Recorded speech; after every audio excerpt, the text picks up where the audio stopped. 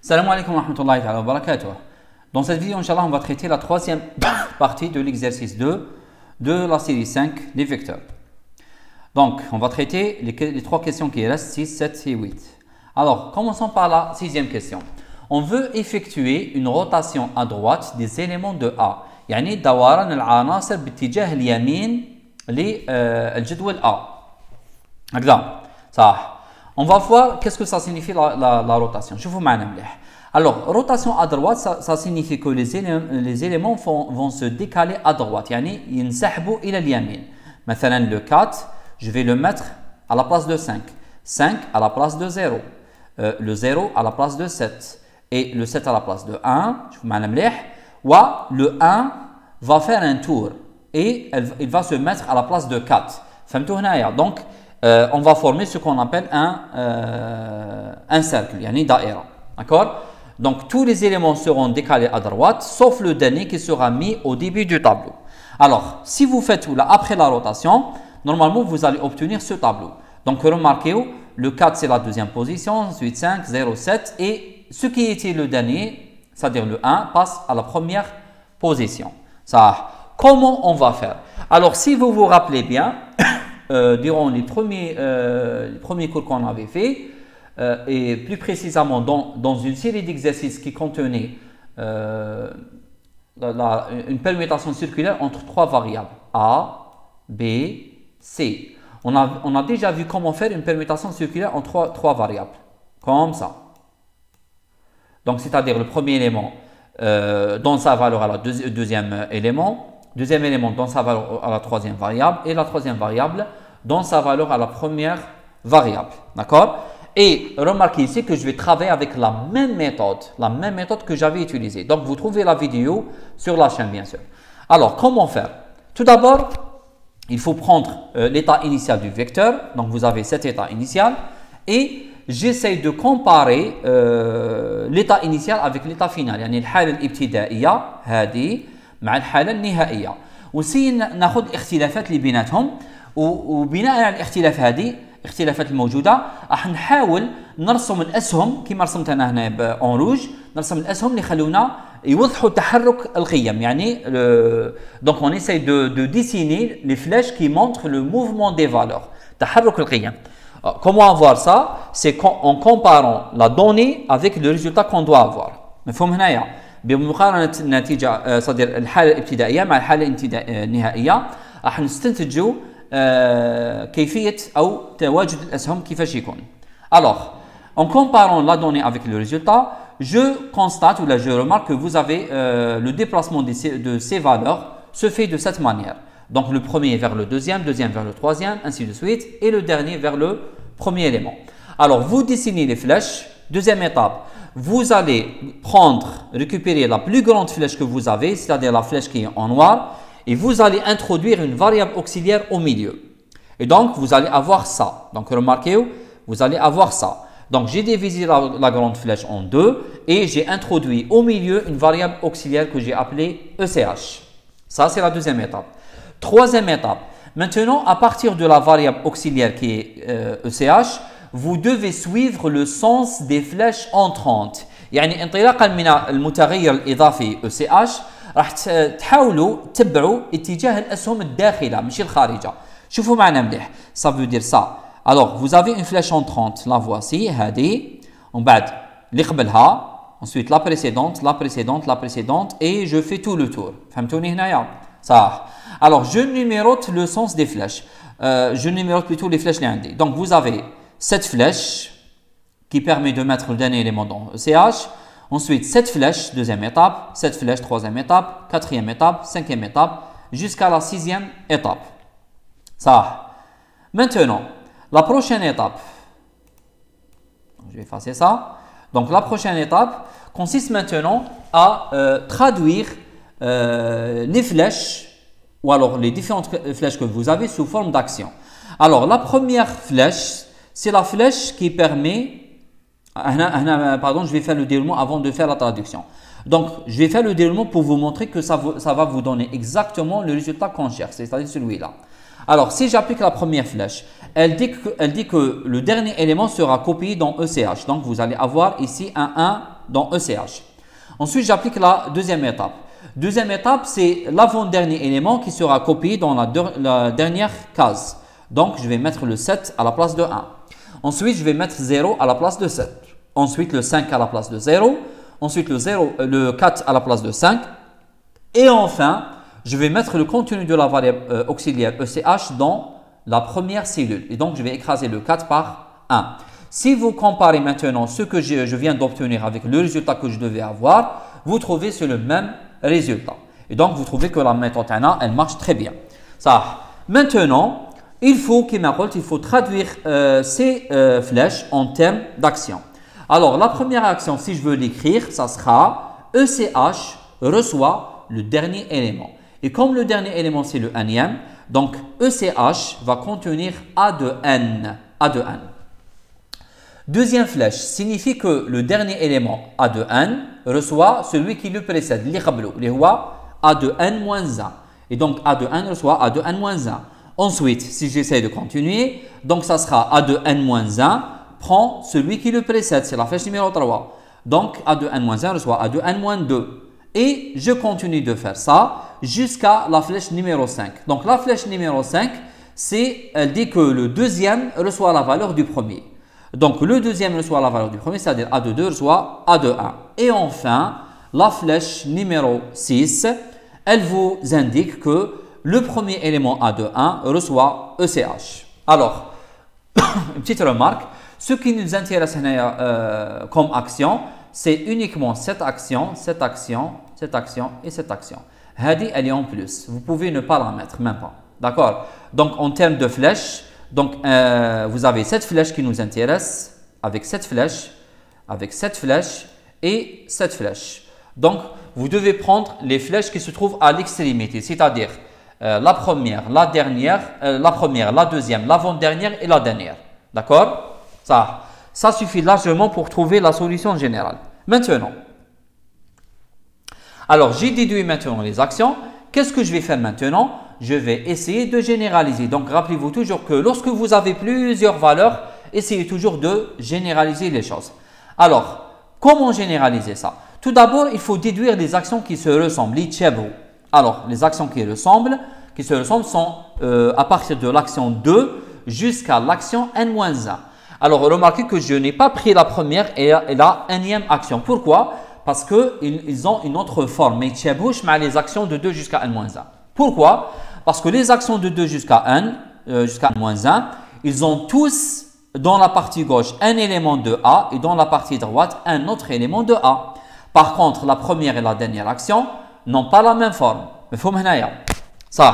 Alors, ce que je vais faire, c'est que je vais laisser la première action numéro 1 tout seul comme un terme étrange. La dernière action, la nème, tout seul comme un terme étrange. Et ce que j'ai mis entre le carré et le rectangle rouge, je vais essayer de le généraliser. Alors, si j'essaie de généraliser ça, vous trouvez que vous avez des valeurs séquentielles. N, ensuite N-1, ensuite N-2, jusqu'à arriver à 2. Et puisque ce sont des valeurs séquentielles, je peux dire que le terme général, c'est I. Et par conséquent, ce qui est à gauche, je vais les appeler les A de I. Et je vais dire que A de I reçoit quelque chose qui a une relation avec A de I. Maintenant, si vous faites une petite analyse sur les valeurs, si vous avez N, ici vous avez N-1. Si vous avez N-1, là vous avez N-2. Si vous avez 2, là vous avez 1. Maintenant, si vous appelez le côté gauche A de I, donc le côté droit va être I-1. Parce que toujours, le membre droit de l'affectation, c'est exactement l'indice du côté gauche de l'affectation, moins 1.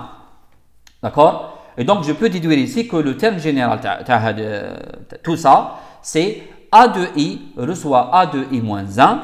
A de I reçoit A de I-1. Mais faites attention pour ne pas se tromper. Voici donc ce que j'ai nommé A de I et voici ce que j'ai nommé A de I-1. Et donc, lorsque je parle de I, le I va être les valeurs qui sont à gauche. Donc, N, N-1 jusqu'à 2 et non pas jusqu'à 1. Faites attention. D'accord? Alors, j'écris ça maintenant en termes d'action. Alors, vous avez la première action, bien sûr, ECH reçoit A de 1 tout seul. La dernière action, A de 1 reçoit ECH. Et ce que j'ai trouvé comme forme générale, je vais l'écrire dans une boucle pour i allant de n jusqu'à 2 par moins 1. Alors, question 7, on demande de faire la même chose, mais dans le sens contraire, dans le sens inverse, c'est-à-dire une rotation à gauche. Alors, on va procéder de la même manière. Donc, je prends l'état initial, je prends l'état final. À partir de ces deux états, j'essaye de déduire les flèches. Maintenant, le sens des flèches va vers la gauche. Donc, vous avez ce sens des flèches. D'accord? Ça. Deuxième chose, vous devez maintenant ajouter une variable auxiliaire au milieu de la grande flèche, c'est-à-dire entre 1 et n. D'accord? Alors, vous ajoutez une variable auxiliaire, donc la flèche sera de cette manière. D'accord? Ensuite, troisième étape, vous allez numéroter les flèches. En commençant, bien sûr, en suivant le sens des flèches entrantes et non pas sortantes. Donc, je vais marcher dans ce sens. D'accord? Alors, première flèche, c'est celle qui relie A de 1 avec ECH. Ensuite, celle qui la précède, c'est A de 1 avec A de 2. Ensuite, A de 2 avec A de 3. Ainsi de suite, jusqu'à arriver à la dernière flèche qui relie ECH avec A de 1. D'accord? Maintenant, si j'essaye de faire le déroulement, donc la première flèche donc signifie que je copie B de 1 dans ECH. Vous allez obtenir un 4 ici. Ensuite, deuxième flèche, vous allez copier le 5 dans 4, à la place de 4. Ensuite, troisième flèche, le 0 à la place de 5, 7 à la place de 0, 1 à la place de 7.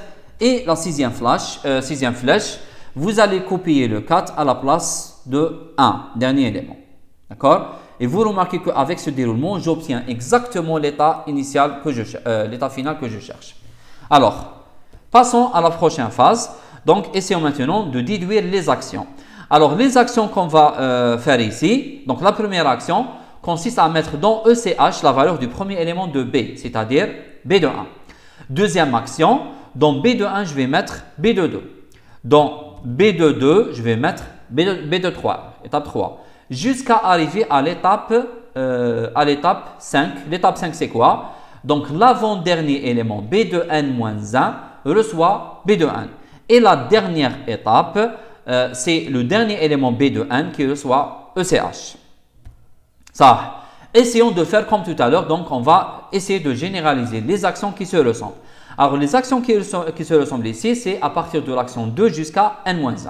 Alors, ces actions se ressemblent, par contre, les deux autres sont différentes. Ça. Alors, j'essaie de généraliser les actions qui se ressemblent, qui se trouvent dans le rectangle rouge. Alors, si vous avez bien ici remarqué les valeurs, vous remarquez que vous avez des valeurs séquentielles, 1, 2, 3 jusqu'à n-1.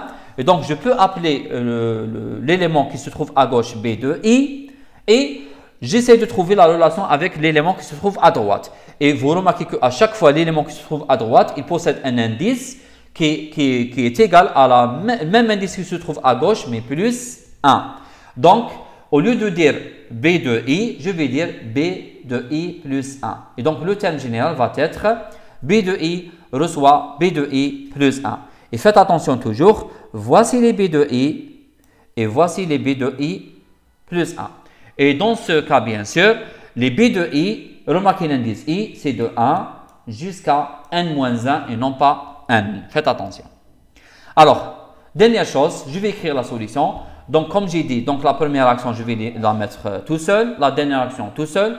Et ce que j'ai mis dans le rectangle rouge va être généralisé avec la boucle pour I de 1 jusqu'à n-1 par 1. B de I reçoit B de I plus 1. Passons à la dernière question.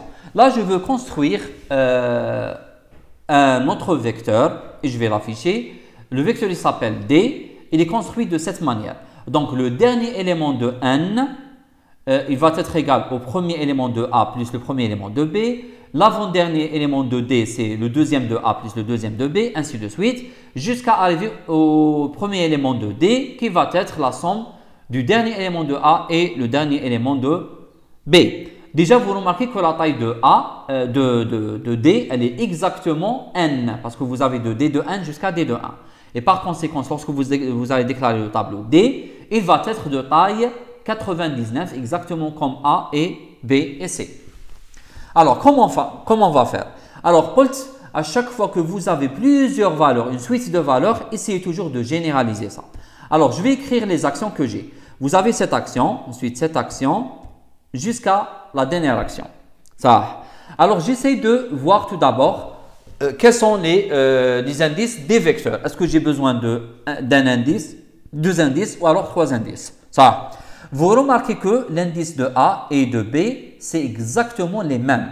Par contre, l'indice de D, il est différent des deux. Et par conséquent, je vais dire que je vais utiliser un seul indice I pour les deux vecteurs A et B, mais je vais utiliser un autre indice J pour le vecteur D. Et je vais dire, l'action générale, ça sera D de J reçoit A de I plus B de I, tout en mettant les valeurs de I et de J. Et dans ce cas-là, les valeurs de I sont de 1 jusqu'à n, mais les valeurs de J vont de n jusqu'à 1. D'accord? Ça. Maintenant, est-ce que je vais utiliser deux boucles imbriquées? Yani wahda dakhil wahda, yani pour I, ensuite pour J. Faites attention, ça c'est faux. Lorsque vous utilisez deux boucles imbriquées, ça signifie quoi? Ça signifie que l'indice I reste fixe pendant que J va prendre toutes ses valeurs, alors que ce n'est pas le cas. Remarquez dans le premier cas que lorsque I est égal à 1, D égale à n. Ensuite, deuxième étape, l'indice I change, même l'indice J change, c'est-à-dire les deux indices changent ensemble, يعني يتغيروا في نفس الوقت, et non pas comme les deux boucles imbriquées. Et par conséquent, ce qu'on va faire ici, c'est qu'on va travailler avec une seule boucle. Alors, avec la boucle qu'on va utiliser, j'utilise bien sûr la boucle pour, j'utilise la boucle pour avec l'indice I qui commence de 1 jusqu'à n, d'accord? Donc, j'utilise la boucle pour I avec l'indice qui commence par de 1 jusqu'à n. Donc, dans ce cas-là, la boucle pour I va gérer l'indice des deux vecteurs A et B. Par contre, l'indice J du vecteur D va être géré manuellement. Maintenant, je vais l'initialiser avec une action et je vais l'avancer à chaque fois dans la boucle pour I. Et vous allez avoir cette solution.